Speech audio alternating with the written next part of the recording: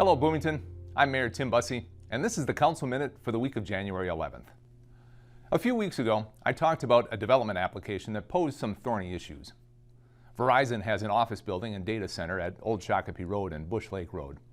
They applied for an approval to expand the facility, which is considered to be critical telecommunications infrastructure, meaning it's really important to the backbone of cellular service in the upper Midwest. Because the expansion plans were determined to be code compliant by the staff and by the Planning Commission, the application originally didn't have to come through the City Council for approval. However, there is a process in our City Code that allows a decision of the Planning Commission to be appealed to the City Council. And that requires the City Council to act in what's called a quasi-judicial capacity to hear the appeal and to make a decision. That's what happened here. A group of residents living near the Verizon facility appealed the decision, primarily concerned that noise coming from the cooling towers and the generators at the facility is already too loud and that the expansion would only make the noise worse. The threshold for acceptable levels of noise is laid out in Minnesota state rules, and cities are not allowed to establish more stringent requirements than those state rules. The acoustical engineer on the project spent a great deal of time laying out the process for how noise levels are measured. The analysis showed that the operations of the facility will not exceed the state limits for noise. Now that clearly didn't satisfy the residents who live nearby. Sensitivity to noise and noise complaints are among the toughest code compliance issues that we deal with because of how people perceive noise, and that a level of noise that's considered to be bothersome can be very different from one person to the next. I think it's safe to say that every member of the City Council recognized that the neighbors' concerns are absolutely legitimate. Living near a noisy business or a commercial operation can be very wearying for many, many people. However, the Council's role in this process is to determine if the evidence supports the conclusion of the Planning Commission that the application meets city codes and state laws. In this case, it does. So the Council directed staff to bring a motion for approval of the application to the next Council meeting. One of the really important conditions of approval, however, is that the noise levels must be tested when the expansion is complete to ensure it is below the permissible noise level. Only then will a certificate of occupancy be granted. The Council also shared their concerns with staff that we need to continuously review our comprehensive plan to make sure the city's zoning and guiding for business and industrial properties are not creating livability issues for residential neighborhoods nearby. This week, the City Council had another check-in on the progress of our Park System Master Plan. This process has been going on for about a year now, and it's vitally important for the future of our neighborhoods, the quality of life in our community, and making sure that the amenities in our park system are meeting the wants and needs of you, our park users. Our Parks and Recreation Department and the consultant team working with them have partnered with our community engagement and our communications divisions to make sure the master planning process has been transparent and has provided a lot of opportunity for resident involvement, as well as input from our major user groups and other stakeholders.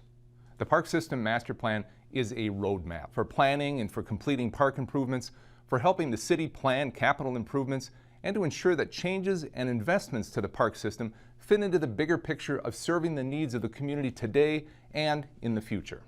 The Park System Master Plan will consider local and national trends, community demographics, facility needs, current and future programming needs, maintenance, long-term sustainability, and most importantly, information gathered from the community. Ultimately, it will be the foundation for future decision-making, for program planning, for budgeting, and for park system investments. The discussion this week focused on two really important pieces of that. First, the City Council reviewed draft language of the vision, the mission, and the guiding principles of the Park System Master Plan. We also talked about the capital improvement plan to support the investment in new facilities.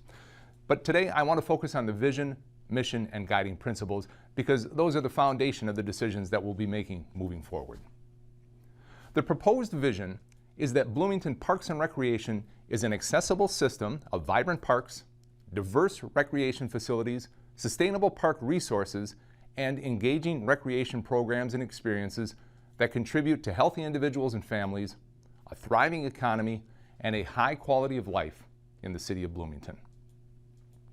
The mission is how Bloomington Park and Recreation will implement that vision. And the mission of the Bloomington Parks and Recreation Department is to build our sense of community and enhance the quality of life for all residents through the management of high-quality parks and natural areas by providing exceptional experiences through innovative recreation programs, art activities, and park facilities. Finally are the guiding principles. These are the principles that will shape the Park and Recreation Department's actions and their approaches in carrying out their vision and their mission. Now, these principles will guide the council and the staff in closing that gap between strategies and implementation. And here are some of those guiding principles. First is to be Bloomington, or be iconic. In a sense, that means we need to celebrate the uniqueness of Bloomington through engagement, arts activities, and creative placemaking in the parks. Second, we need to be essential. That means we need to create capacity to endure and thrive, and be equitable. That means to prioritize equity throughout the system, to support all residents, and to celebrate diversity, and provide inclusiveness, which means to eliminate accessibility issues throughout the system, including physical, financial, and social barriers. We need to be resilient. That means to ensure the long-term sustainability of the park and recreation system by building economic, social, and environmental resilience. It is an ambitious plan, and I think it's the right vision for Bloomington. We know how much you value our park systems. We hear it every year in our resident surveys, and I hear it personally from people all the time when I talk to folks about what they value most about living in Bloomington. The master planning process is expected to wrap up in early summer of this year. In the meantime, there is a lot of information on the website and still opportunities for you to contribute thoughts on the Let's Talk Bloomington page of the website. Please stay informed and be sure to stay engaged. Finally, I know there's been much said and written already, but I think it's appropriate to talk about the events in Washington last week. Like all of you, I watched in real time and in horror as rioters and seditionists attacked the U.S. Capitol building. The additional images and stories that have come out over the past week have been both terrifying and heartbreaking. There were many disgusting images, but the one that has stuck with me is the image of the rioter parading the Confederate battle flag through the halls of Congress. This is the flag of traitors, the flag of racists. My thoughts immediately went to the members of the 1st Minnesota Volunteer Infantry Regiment who heroically sacrificed their lives during the Battle of Gettysburg in July of 1863, fighting against that flag and all that it stands for. The domestic terrorists who stormed and trashed one of the most beautiful beacons of democracy in the world must be held accountable. Anyone who was in any way complicit must be held accountable. The people who beat and killed the Capitol police officer must be brought to justice. Yes, we need unity. We need to come together as a nation, but we cannot give a free pass to those people who organized, incited, and attempted a coup in our nation's capital.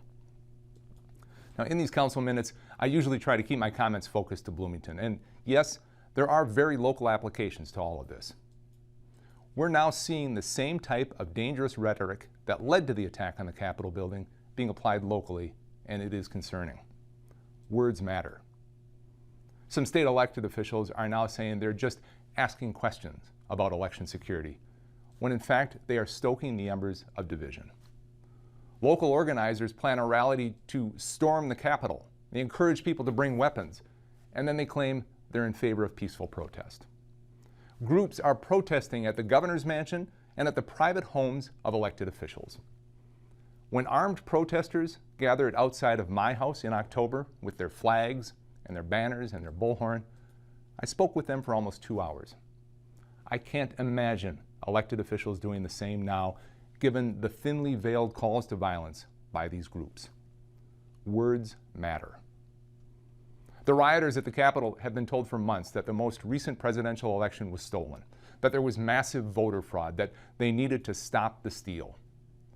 Despite the fact that there is not a shred of evidence proving any of these claims, and that courts all the way up to the United States Supreme Court have not found any reason to doubt the validity of the elections, those claims persist. We even hear it here locally. While all of those ballots cast in November do indeed roll up to the national level, they are cast locally, right here in Bloomington. And the election judges and the precinct workers who attended hours of training ahead of the election, who worked all day on election day, who ran an effective and efficient election despite the challenges presented by a global pandemic, who accommodated voter turnout that exceeded 85% in Bloomington. Those election judges, those precinct workers, they are our neighbors, our friends. the people we see at church, at the grocery store, at the farmer's market, or across the fence in the backyard. To imply, not even to imply, to say flat out that these people were somehow implicit in or directly involved in voter fraud is disgusting and it's insulting. This past election day, I visited every single precinct in Bloomington, all 32 precincts, and I saw hardworking, diligent, thorough, cheerful Bloomington residents of all political stripes administering that election, doing their part to ensure that democracy works. That's what a real patriot looks like. I thank them on Election Day, and I thank them every chance I get. I hope you do as well. That's a wrap on this week's Council Minute. I hope to see you again next week. Stay safe, Bloomington.